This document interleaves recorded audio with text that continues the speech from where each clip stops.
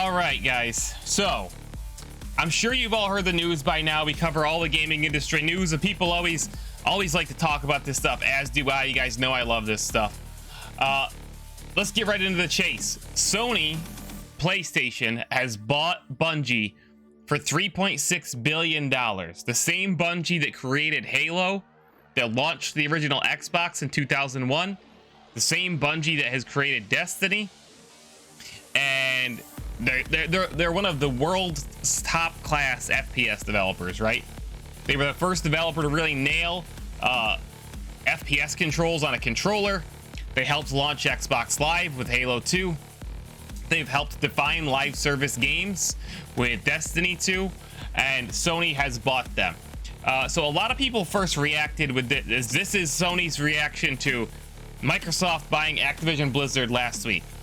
It is not. This has been in discussion for 5 to 6 months. These deals take a lot longer to make than a week or two. There's legalities involved, billions of dollars involved. And the deal with Bungie in particular is very interesting. So first of all, let me say this. I think this is a wise purchase for Bungie, or for PlayStation, I'm sorry. It works for both parties, for sure. But PlayStation has lacked a solid FPS developer for a long time. Insomniac can make great shooters. We've seen them make Resistance.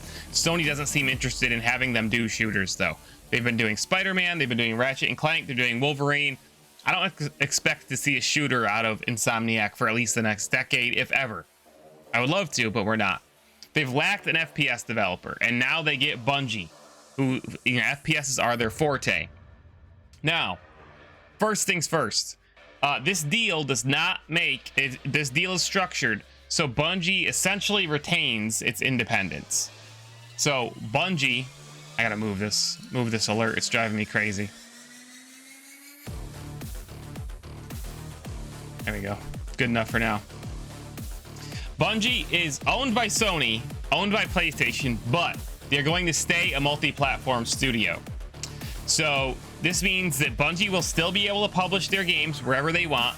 Destiny is staying on all platforms. Destiny is not going anywhere, which makes sense because Sony is going to scoop up the revenue from Destiny, right? Because, you know, Bungie is owned by PlayStation. This also helps build the brand, because I imagine at some point in the future, when you boot up Destiny, and you're seeing Xbox, they're going to do the same thing. They're already doing the same thing, right? You could boot up Destiny on Xbox or on Google Stadia or on PC, and it's probably going to say PlayStation Studios. So you're going to see that PlayStation logo there. So it helps build that PlayStation brand off platform, which is wise. And Sony has been slow to embrace this strategy that Microsoft and others have been doing and getting ahead in the game. So Sony's really behind on this, but this Bungie acquisition is a good move. I think giving Bungie their independence still also makes sense, because Bungie is one of the world's like most independent developers in a lot of ways. So they were known for like loving their independence, right? They bought themselves back from Microsoft, and they walked away from Halo, like easy money, to be their own thing and challenge themselves with the creation of a new IP with Destiny. And then they selected Activision as a publisher, and it was horrible. They hated it. Activision's way too corporate. They were mismanaging Bungie. They got out of that deal and they partied. Hey, we are not to be controlled by Activision or any other publisher. We are Bungie. We are going to control our own destiny. But now they have sold. And I'm curious to see how the staff at Bungie reacts to this. Obviously, the leadership knew about it, but I'm curious to see how the staff reacts, because they've wanted to be independent. Independence is part of their DNA, and I think the way this deal is structured helps them maintain that. So I don't think you'll see people like leaving Bungie by any means. At least a large number. I don't expect to see changes. Much like what Microsoft has been doing when they buy studios, I expect Sony to do the same with Bungie, and they have probably promised the same. We are not going to come in, we're not going to manage you, we are going to invest in you, we are going to support you, and we want your games permanently on our platforms. We want you to be part of PlayStation Studios. We need a first-person shooter developer, we need a live service developer, and they get that with Bungie Interestingly enough, Destiny, in my mind, is headed into its final phase. So they've announced like the final trilogy of Destiny expansions, and I don't see Bungie supporting Destiny like in the manner that it has a decade from now. I think these final trilogy of expansions, you know, what are they? Lightfall, is it Lightfall, Beyond Light, and then the final shape? Is that the final three after Witch Queen? Is that it, or is it Witch Queen? You guys know what I'm talking about. There's 3 more expansions to come. I do expect that to be a big key piece of Sony's Game Pass competitor. So they've already said these games are not going exclusive. However, I'm expecting Bungie's games to be a key component of whatever they call, I'm going to call it PlayStation Pass, their Game Pass competitor. We will have all Bungie games as part of your subscription to PlayStation Pass, or whatever they're going to call it. I do know, based on copyrights, hiring, all sorts of stuff, Bungie has 2 other games in development. I'm very confident in this. This is not my sources, but just put together across the internet. Do job postings and internal memos and investments from NetEase and all sorts of stuff. Bungie is working on 2 new games in addition to Destiny. Bungie's been expanding. Bungie is working on a very PvP and esports focused hero shooter. So think Overwatch, think Apex Legends. We don't know what genre of shooter it falls into. Think Valorant. We don't know if this is BR. We don't know if it's a tactical shooter. We don't know if it's a, you know, Overwatch style game. If it's a Call of Duty style game, Halo style game. We don't know. But we do know it's an esports focused hero shooter, which makes a lot of sense because really part of Bungie's core is these multiplayer shooters, right? You know, Halo multiplayer, for example, was their DNA. That was their, you know, the Halo campaigns are great. I love them, but that's what put Bungie on the map, was their multiplayer, competitive multiplayer. And Destiny, even though it has modes like Trials of Osiris, or whatever they called it now, Trials of the Nine, it has been notoriously difficult to balance PvP and PvE in Destiny. And PvP has kind of always felt like it's certainly not the focus of Destiny, let's put it that way. I still think there's a lot of fun to be had in Destiny PvP, but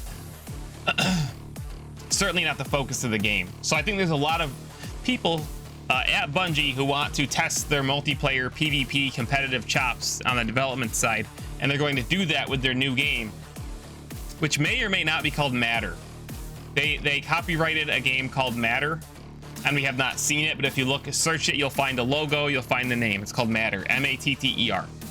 Their other game is said to involve, well, it sounds like it's a dungeon crawler. It sounds like it's a Diablo style game. What's PoE stand for? Path of Exile style game. Probably not a shooter. My guess is that this is their project to for people that want to get away from shooters. There may be guns in it, but I don't think this is going to be a first-person shooter. Destiny is a looter shooter, right? They're not going to make another looter shooter. I'm thinking this is going to be much more role-playing heavy, something like a Diablo, like an action role-playing game. And I believe, like, based on some of the leaks and job postings, that the main story or premise involves necromancy somehow, which ironically Destiny does as well, because all the guardians are risen from death. But necromancy, I wouldn't say is like it's part of the story, but it's not like that traditional like necromancer death kind of style thing. So Bungie, this is about much more than Destiny, because Bungie has been expanding. Bungie has new games on the horizon, and those games I can guarantee will be exclusive, not exclusive to PlayStation, but they will debut on PlayStation Pass day one, much like Microsoft does with their games day one on Xbox Game Pass. Again, these games are not going to be exclusive to PlayStation. If Bungie chooses, they could make a PlayStation exclusive game. However, I think Sony, hey Sean, Sony and Bungie are going at this much more like a Minecraft situation, where you know, Microsoft still has Minecraft everywhere and they're collecting that revenue and building the IP. I think that's how Bungie will continue to operate under PlayStation. And at least finally we can have these people stop saying, credit to Jedi on this, my podcast partner, Nemesis GG podcast. He said at least we can have people stop saying, oh, Bungie's gonna come back to Halo. That's definitely not happening now, because they're gonna be owned by Sony when this deal is totally fulfilled. So good pickup for Sony. I think it makes sense. You know, a lot of people are speculating that Microsoft could have bought Bungie again. Microsoft really doesn't need Bungie at this point. You know, Bungie's a good pickup for anybody. They're a very talented studio, but what they are doing definitely fills more of a void at PlayStation, right? PlayStation needs a shooter developer. They need a live service developer. You know, Microsoft has shooters developers out the yin yang. They've got 343. They've got the Coalition. They've got all the Call of Duty studios now. They've got the Overwatch team. They've got id Software. They've got Machine Games. Like, they have so many FPS and third-person shooter developers, for that matter. This is a much more strategic investment on Sony's part. And as I've said before, these are the type of acquisitions that I'm expecting Sony to make. They can't really go toe-to-toe with Microsoft and buy a company for $70 billion. Sony's market value as a whole is like $150 billion. They can't drop $70 billion to buy a company like Microsoft did. They're going to have to build their stable of studios in a much more strategic manner, as they have been, buying Insomniac, buying Bungie, buying who's the one they just bought recently? They bought a mobile gaming company today, actually. Hello, Bubbles. So they're gonna have to make these, you know, big deals, but more smaller scale, if that makes sense. They're not gonna wipe a publisher off the map, I don't think.